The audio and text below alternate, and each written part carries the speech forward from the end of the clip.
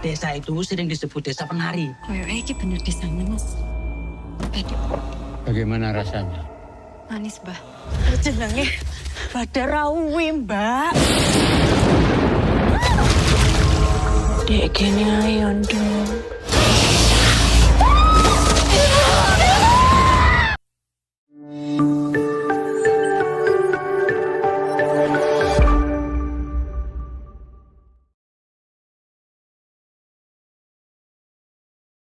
Di awal film diperlihatkan sebuah pertunjukan tari di sebuah pendopo. Di sini diperlihatkan seorang penari bernama Gianti, yang bakal menjadi sosok Dawuh atau Badarawuhi. Namun, saudaranya yang bernama Santika tidak mau, jika saudaranya menjadi korban penunggu hutan tersebut. Dan ketika seseorang telah dipilih menjadi sosok Dawuh, maka orang itu akan dikirim ke dimensi lain yang bernama Angkara Murka. Di Angkara Murka, Dawuh akan terus menari dan tanpa henti untuk menghibur para roh. Di sini, Santika pun dibantu Mbah Sepuh untuk mengelabuhi Badarawuhi dan melakukan ritual. Namun, hal itu terdapat konsekuensinya, di mana Santika harus menggantikan Gianti menjadi Dawuh dan Mbah Sepuh mengalami sakit yang tak biasa hingga akhirnya meninggal dunia.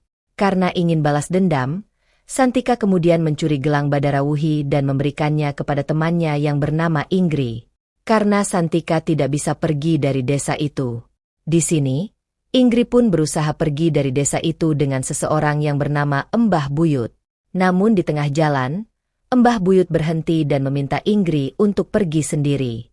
Sedangkan Mbah Buyut hendak melawan Badarawuhinya.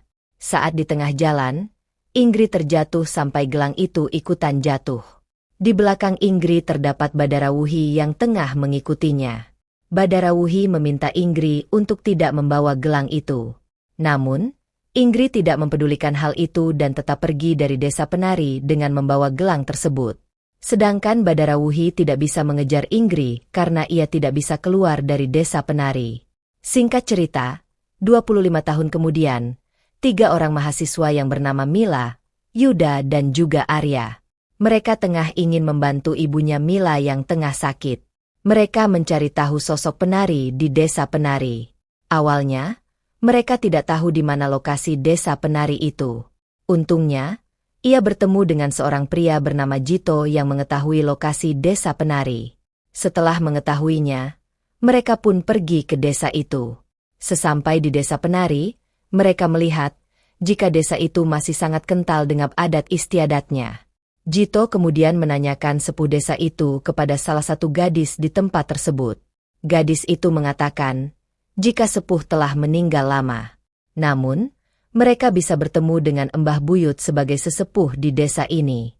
Namun saat ini, Mbah Buyut tengah pergi dan tidak ada di sini. Awalnya, mereka hendak pulang lebih dahulu.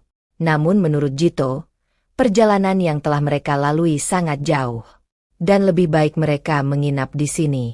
Yuda kemudian meminta izin kepada gadis itu yang bernama Ratih, jika malam ini mereka menginap di sini. Untungnya, Ratih memperbolehkannya.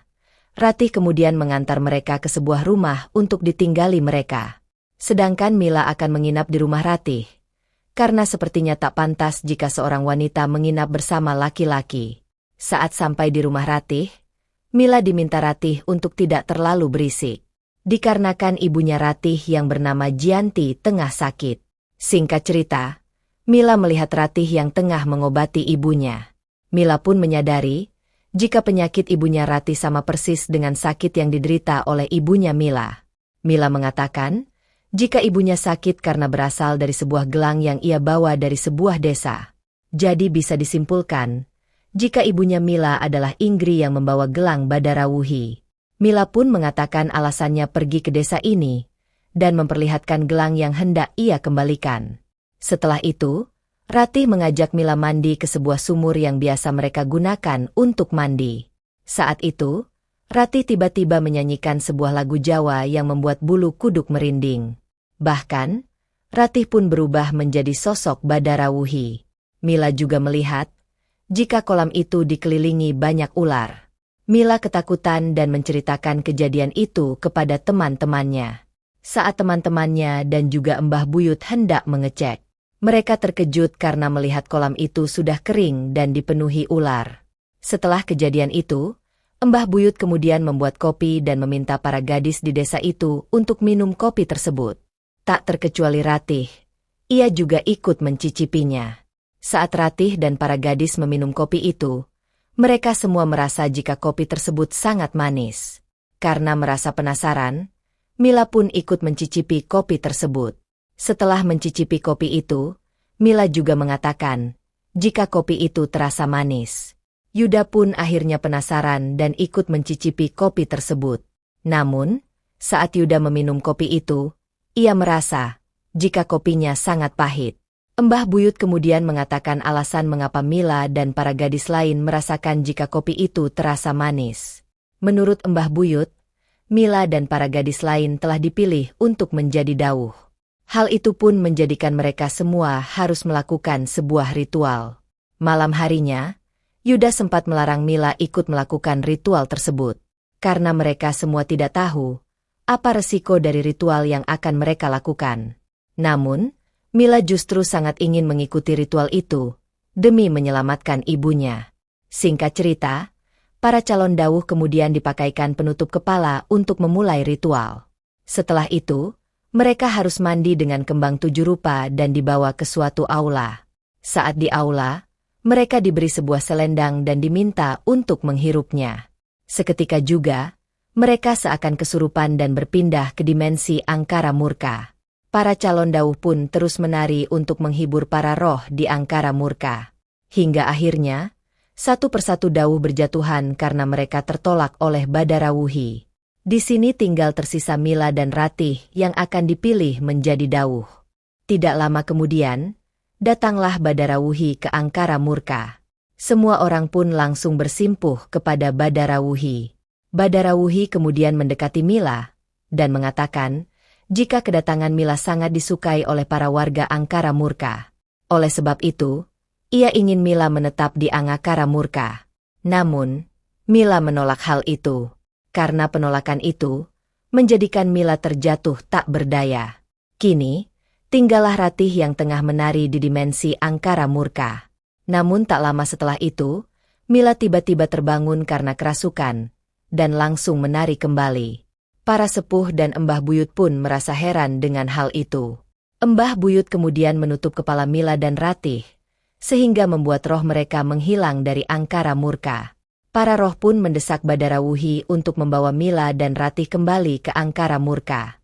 Sedangkan Mila dan Ratih pun dibawa pulang oleh Mbah Buyut ke rumah Ratih. Yuda yang melihat keadaan Mila pun menjadi sangat khawatir. Mbah Buyut mengatakan, jika Badara Wuhi belum memilih dawuh, dan saat ini jiwa Mila dan Ratih masih berada di angkara murka. Sedangkan di sisi lain, Mila terbangun di dimensi lain. Di sini, Mila melihat sosok gadis yang sangat menyeramkan. Gadis itu sama sekali tidak memiliki mata. Seketika itu, muncul para dawuh yang telah dipilih oleh Badara Wuhi. Mereka semua menari di depan Mila. Di sini, Mila juga melihat sosok Ratih dan ibunya yang tengah menari. Ternyata, Ibu Ratih dan Ratih juga sudah terpilih menjadi sosok dawuh. Tak lama setelah itu, Mila melihat sosok ibunya yang tengah menari. Mila pun mengetahui, jika saat ini, ibunya telah dipilih oleh Badara Wuhi untuk menjadi dawuh. Saat itu, Inggri meminta Mila untuk pulang ke rumah. Mila merasa sedih dan hendak mengajak ibunya pulang. Namun, ibunya mengatakan, jika ia tak bisa pulang karena kesalahannya di masa lalu. Hal ini mengharuskan ia menjadi dawuh dan melayani para warga angkara murka dengan menari. Di sisi lain, Mbah Buyut yang tidak mau mengambil resiko karena jiwa Mila dan Ratih masih terjebak di angkara murka pun langsung berubah menjadi siluman anjing. Mbah Buyut kemudian pergi ke angkara murka dan menggonggong untuk memanggil jiwa Ratih dan juga Mila. Untungnya, hal ini berhasil Mbah Buyut lakukan hingga akhirnya jiwa Mila pun kembali. Namun, Ratih dan juga ibunya harus tetap tinggal di angkara murka dan menjadi dawuh. Saat Mila tersadar, ia menangis sejadi-jadinya, karena ia tidak bisa menyelamatkan ibunya. Singkat cerita, Mila dan 4 temannya pun memutuskan untuk pulang ke rumah. Saat sampai di rumah, Mila mendapati ibunya telah meninggal dunia. Sedangkan jasad Ratih dan juga ibunya selesai dimakamkan di pemakaman Desa Penari. Dan film Badarawuhi di Desa Penari pun selesai.